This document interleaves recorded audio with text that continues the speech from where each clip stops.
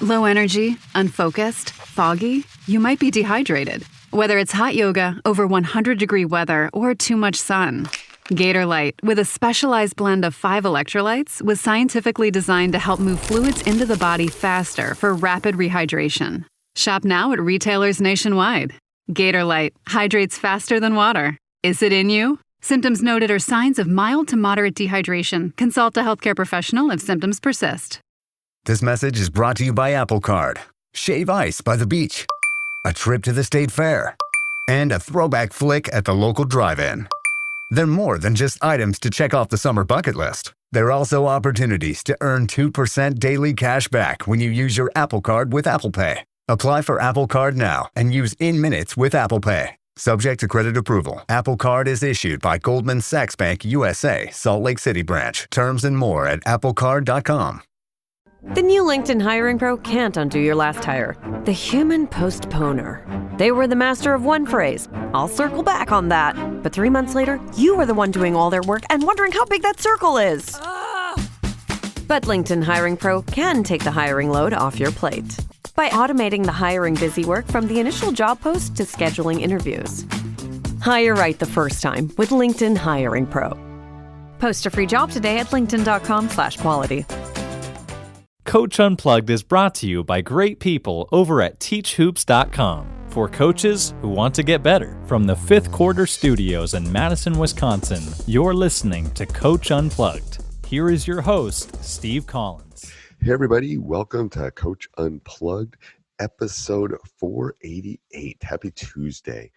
Today we're going to do a one-on-one call. We're going to dive deep into some questions from a teachhoops.com member. Pull that curtain back so you can kind of see what's available. And hopefully these help. Hopefully these are problem solvers for all of you that are listening. But before we get into that, I'd like to give a big shout out to our two sponsors. First of all, Dr. Dish, the #1 shooting machine on the market. Go over and check them out. What I love is the workouts are already pre-programmed. You know, they've got national trainers from all over the world on there. It's second to none. So go over and check them out. Mention Coach Unplugged and they'll give you $300 off your next purchase. Also, basketball season is knocking. Come on in. Join teachhoops.com for coaches who want to get better. Mentor, office hours, one-on-one calls, you name it, we've got it. Go over and check it out. All right, let's head off to the podcast. Hey, Coach. How you doing? Good. How are you? Can you hear me? I can hear you fine. Can you hear me okay? I can. Awesome. Hey, this is quite a pleasure to speak with you. Thanks for taking a few minutes. Yeah, no problem. All right, so you have questions? Yes, I will. What type of, do you have 15, 20 minutes or what type of time? Yeah, absolutely. I want to respect your time. No, okay. That works. Yes, perfect. So I have like a long list, so I'll just rip through a few, and then in the future, maybe we can chat again. Yep. The first thing I was going to ask you, as far as just kind of our season, as far as planning, our season starts in November. Okay. And as far as scheduling games, just give you an idea. We have probably 10 players will be playing, 6 players get a lot of time, 4 will probably be more role players. Okay. So in this year, we should be in a pretty good spot. We should be maybe one of the top 1, 2, 3 teams in our league. So I want to make sure everybody's healthy, but I want everybody to be in great shape as usual.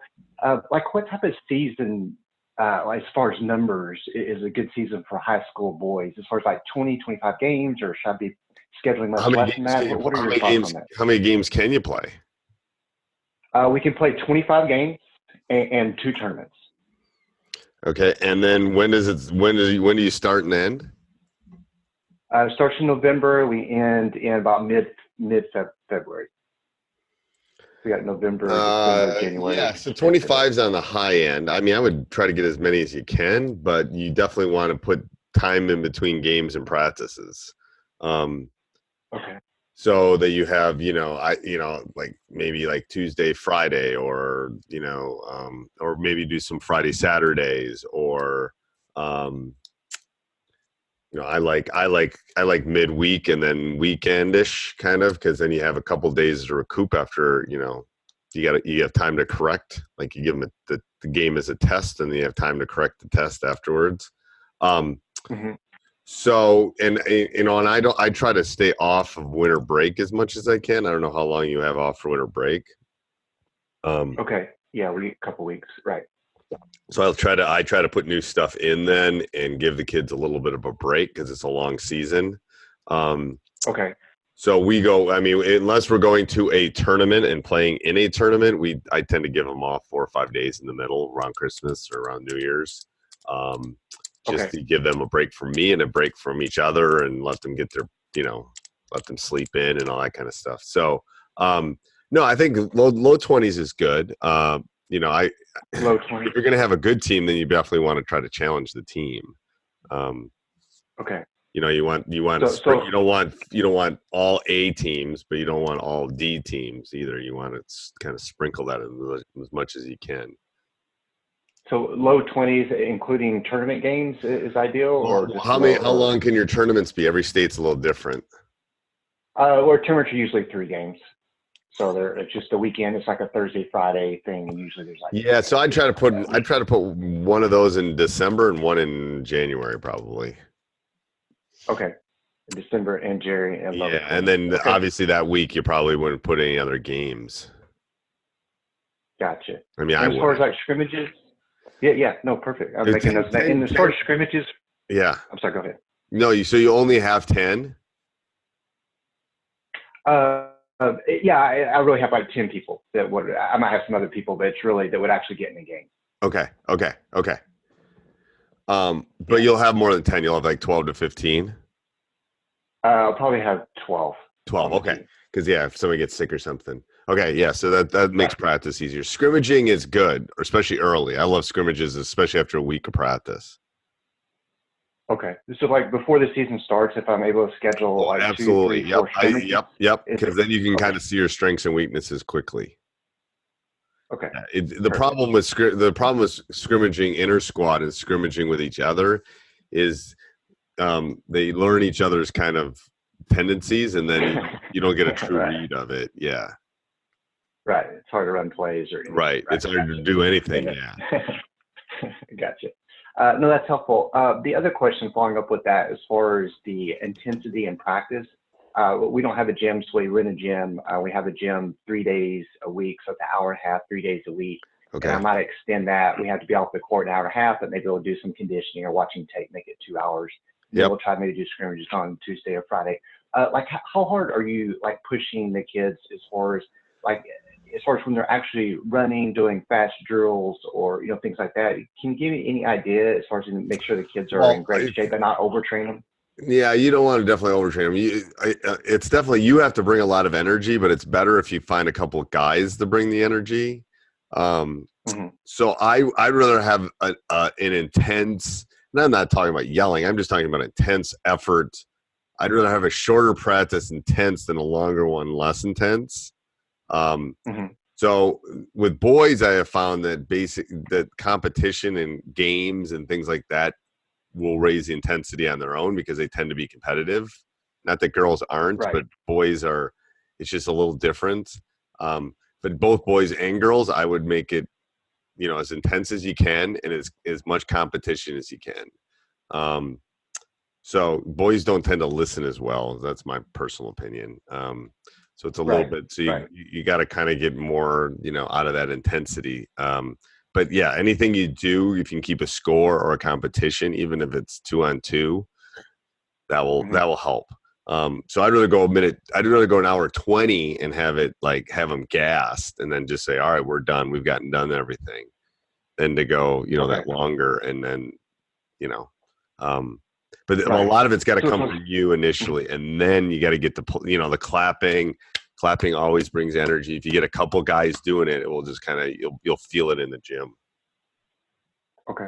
And as far as just like the actual 5-on-5 drills or whatever, where they're actually or 3-on-2 and they're really running up the court and pushing stuff. I mean, should that be like half of practice? It depends on the style. What style are you going to play? That's the question. If you're going to get up and down the court, then I would do everything in the full court. Yeah, everything in the full court, because then you don't have to. Then you're conditioning, doing stuff. You want to do more than one thing in every drill. Like you want to condition, you want to work on ball handling, you want to work on passing, you want to work on transition. Every drill has 3 or 4 components to it. And if you think that your team is going to get up, they won't know they're getting in shape. So you're kind of fooling them because they're having fun doing it, but they're getting it in shape because they're going to be gassed after an hour and 20 minutes, hour and 30. Okay, so there wouldn't be anything wrong with like pushing for like an hour. I mean, trust me. Up and down. No. I have a teenage boy in my house. You can go an hour and a half hard, and they will be fine. They're not like you and I. They recoup fast. Okay, yeah, and I'm not worried about like pushing them too hard, except for injuries. I just, by the way, just a good podcast for you that I thought would be just like ankle braces or taping ankles or just ankle prevention. I'd love to hear a conversation on that. All the time. I mean, I've talked about it before all the time. No one steps on my floor without ankle braces on. No one ever. So you do require everyone to wear ankle braces. Mandatory. Everybody. Yep. Yep. And my son plays volleyball and he's a setter. He has to do it because it's dangerous on the net. Everybody. I mean, we were part of a study in 2009 that basically shows it does not weaken. I can send you the studies, but it does not weaken the ankle because that's their cop out. They say it weakens their ankle. Right. That it basically works like an airbag. So it's not going to stop a sprain, but it's going to stop the severity of the sprain. So the reason you wouldn't want it to stop the sprain is the reason people blow out their knees when they ski now, because when they ski, they basically are putting on a boot. So when they twist, where does the next thing to go is the knee, right? You're not going to twist your ankle or break your ankle skiing anymore because it's literally they're putting a cast on when you put that boot on to downhill ski. So that energy goes somewhere, it goes to the knee. So that's why everyone's blowing out their knees now. So you want the ankle to give a little bit, because you don't want them to blow their knee out, but it makes the severity, it makes it a 2-week or a 1-week thing rather than a 6-week thing. Because a bad sprain is going to be 4 to 6 weeks. So do you require braces during games, or you tape them up? That's the only place I give them a little leeway. I let them get taped if they want because it's a little bit looser. Okay. Right. That's fine with me. But braces are actually better than tape because tape does get loose. When you wear a brace, you can actually tighten it at halftime or something. So I personally like braces better. But I give them that. Like, okay, if you wear these every day. I mean, I literally will have an assistant. I have one of my assistants, and that's his job when they walk into the gym. They don't have braces on. He just points at the door. No one steps foot. No one steps foot in our gym without braces on. Okay, that's thank you so much, because I've been doing a lot of investigating and talking to people, and I'm getting my boy's he's one of the starters. He's a junior this year, and so I'm getting pushed back as far as no. Up his ankle and nope. So, and here's the pushback: every Division I basketball player either gets taped or wears braces. Every NBA guy either gets taped or wears braces. They do because they don't want to. I didn't realize that. Okay. Yeah. And the thing is, what I tell them is, I'm not punishing you. I'm not trying to hurt your game. Do you want to play? Because if you twist your ankle, you will not play for 4 to 6 weeks. Go ask any trainer. If it's a bad sprain, you're out. It's going to turn purple, and you're not going to be able to put weight on it. I always use it as I want everyone to be able to play. So I'm being preventative by making you wear braces. That's my angle. And then, initially it was a battle in my program. Now it's like, they just know. Well, that's where I am right now. And getting pushed back from your boy. I won a state title in 2000. I'd love to see that article. No, I was just going to say, I'd love to see that article. Yep, so send me an email and I'll shoot it off. I got a couple of them. I'll send it to you. And do you have a brace that you recommend? Because I tried on a bunch of different ones over the summer for my boy that hurt his ankle. Is there a certain one that you really like? There is, and I will. If you email me, I'll leave it in my inbox. And then when I go to school tomorrow, I'll run into our locker room and take a picture of my son's. Because I don't remember the exact brand. Yeah, he tried a bunch of different ones, and it's the lace. It's the lace ones. It's the lace ones that come up the front that are the best. Not the Velcro, because laces you can tighten a little bit more. Okay.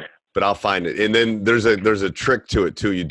When you get the lace one, you basically just unlace it and slip it off. Because it does take an extra 2 or 3 minutes to put them on. Everybody that wears braces, it takes longer to get ready for practice than just slip your shoes on. But once they get good at it, they can kind of slip them in, slip them out, and then just tighten them up. It's basically putting another pair of shoes on. But yeah, Okay, because I've spent a lot of time over the summer trying to decide on this, and so that's helpful. No, no, no, no, no, no, no, no, Good trust on me. that. Now, I've talked to college coaches at the highest level. They're not going to risk their jobs on someone twisting their ankle. And they can still twist them. It just won't be as bad. Right. That's the thing is Right. it stops Okay. that total turn. Oh yeah, it's Okay, cool. Thank you so welcome. much, and I'll also need email reminder for that. I'm just working through with your time here, so I'll ask a few more if you're cool with me just asking. The other thing as far as practices, when I'm structuring the practices, I don't do a lot of set plays, but I do spend some time on sideline, baseline plays, a few end of the game plays, things like that. But I hate it when I'm like really running the kids and we're running hard and I have to stop and teach them a play. What's your thoughts? Is it better to do it first in a practice, take a whole day to spend time on that? What's your thoughts on that? When it's the teaching part, when they're not. That's a great question, and I've tossed and turned on this one. So, what I finally have settled on is I'll just be running practice, and then it's kind of like the first couple of weeks I'll put in like 3 or 4 out of bounds plays that I want to do. Okay.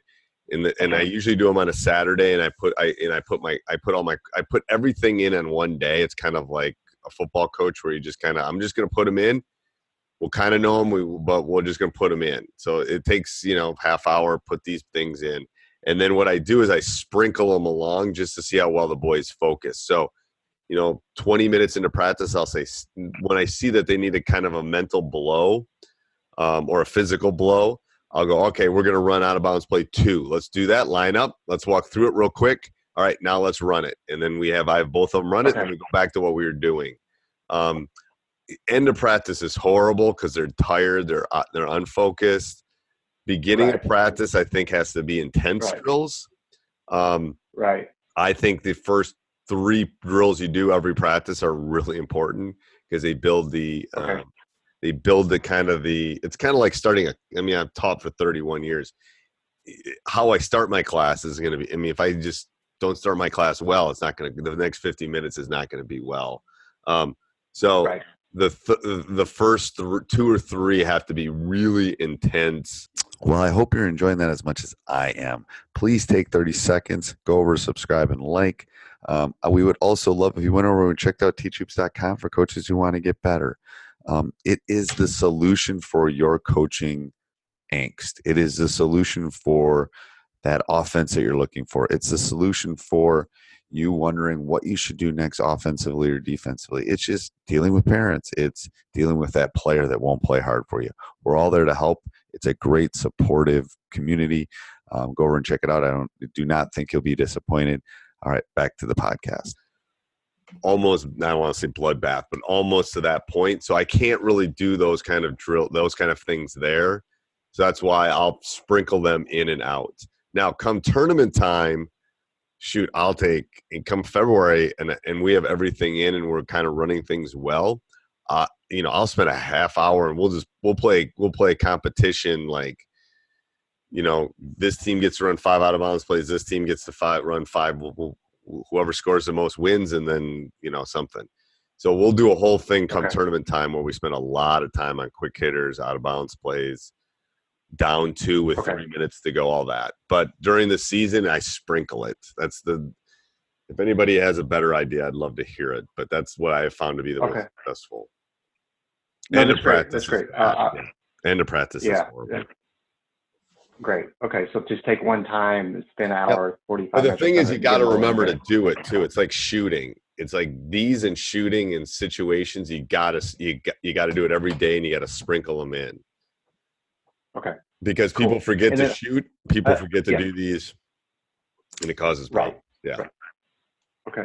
And another thing around practices, as far as the intensity for practice, when you do have a kid who's just not really pushing himself, et cetera, do you just have them step out of practice and maybe do a couple of things, conditioning, and then put them back in? Or how do you usually, whenever the effort's not working? It depends on the kid. It really depends on the kid. So there's some kids that need an arm put around them. There's some kids that need to be chewed out. There's, There's some kids I put on a treadmill. There's some kids because they can't cheat it. There's some kids that I'll have my leaders talk to them. Ideally that's what I want. I want the team to take care of it. So Okay. I'm going to get the leaders to talk to them. I won't, I'm not going to embarrass the kid in front of everybody, but yeah, if I've got 12 to 14, I can pull them out and just try to fix it at that point. So you might pull them aside and just say, your efforts not there right now. That's what I do first. I try everything until I find something that works. That's my first line of defense. I'm just going to put my arm around them and say, hey, are you having a bad day today? Because I don't know, maybe they broke up with their girlfriend or something. So What's going on? What's wrong? It's like, in half the time they'll have like, bomb my geometry test, Mr. Coach. It's like, okay, well, all right. Well, this should be the place that you don't think about that. So let's try to have fun and not think about that. You can't do anything about blah, blah, blah, the kind of stuff. So, and the other half of the time is they just don't know. They're hormonal, they're teenage boys. And then, I'll try to get the teammates especially my leaders to kind of like, go pick them up. Come on, get them going. Because, we're only as good as our weakest link in the chain. So, that usually helps a lot. Usually I have a couple guys, and they're not necessarily the stars, but they're good communicators that can kind of deal with it after practice the next day, kind of thing. Some kids just need a little praise. Some kids need a little chewing. Some kids, it's just, everybody's a little different. That's actually another thing that you go to practice is how do you handle fouls? Because I have some kids that are, super aggressive, and sometimes it gets out of control. Do you let the kids call the fouls, or do you call the fouls? I don't really call much fouls because I like a physical practice. Yeah, I'm talking about when it's taken to the next. I understand as far as not pity pat stuff, but you're talking about like if it's bad, I'll stop. I don't use a whistle. I'm not a big whistle guy because I want them to hear my voice. I don't really care if they hear the whistle during the game. Okay, gotcha. I want them to hear me. So right, and I have a good deep voice, so it's really never an issue. But I'll just stop it at that point and say, hey, that's a turnover. Like and the thing is, if you get in foul trouble for me, you sit. So that's usually within the first 2 weeks of practice, I'll have the conversations like, you understand if you're in foul trouble, you're sitting next to me. You're not playing. Like, I'm going to pull you out. If you get 2 fouls in that first half, I'm pulling you out and you're sitting and someone else gets a chance. So you doing fouls like that is going to get you pulled out. So do you want to play or not play kind of thing? So I again, feed on the teenage boy ego thing and testosterone. It's like, do you want to play or not play? Because if you get in foul trouble, you're going to sit. It's not personal, but you can't play if you're in foul trouble. And then they eventually get it. So you let them kind of call their own fouls. Help you. I do. It depends on if we're doing a drill or something where I'm keeping score or something, then I'll do it a little different. But for the most part, I let them. I kind of let them call their own fouls. Okay, and unless you have to step in. Okay, cool. That's great. Those are kind of like my main overall philosophy questions. And so I have a ton of just technical questions. So maybe I could ask you one of those. Ask me one of those, and then next Sunday, every other week I do office hours and I do one-on-ones. So next Sunday I'll do office hours, and then the technical ones are actually even better for office hours because then a bunch of people usually have those questions and I can draw it on my whiteboard on the computer, and then people can see it. Sweet. Perfect. So I'll just ask you one, then I'll let you run. Just when I'm running set plays, do you try to run any type of set plays when people are aggressively trapping, or is it strictly you run your kind of break for the pressure, like a 1-2-2 trap, for example? If they're trapping me, I'm trying to make them pay. Yes. Yeah, I'm not running a play. I'm just running. I'm cutting and running diagonal cuts a lot. And if someone's trapping you, the best rule of thumb is teach your guys not to dribble through the press. So when you're practicing it, like it doesn't matter if it's a run and jump, a diamond and one, a 1-2-2, whatever it is. Practice it where they can't dribble it until they get it inside the 3-point line. So they got to pass the ball up the court, which will teach them movement and passing and looking up rather than dribbling and, turning it over, basically, is what happens. So that's what I would do, a lot of that kind of teaching.